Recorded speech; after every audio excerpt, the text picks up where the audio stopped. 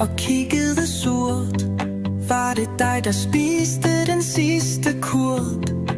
Han smiler bare og tykker sig fri, for pølsekærlighed kan ingen tage fra en dreng som vi.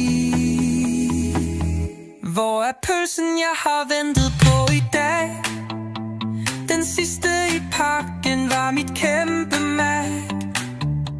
Han finder den på tallerkenens kant og danser rundt som en glad elefant.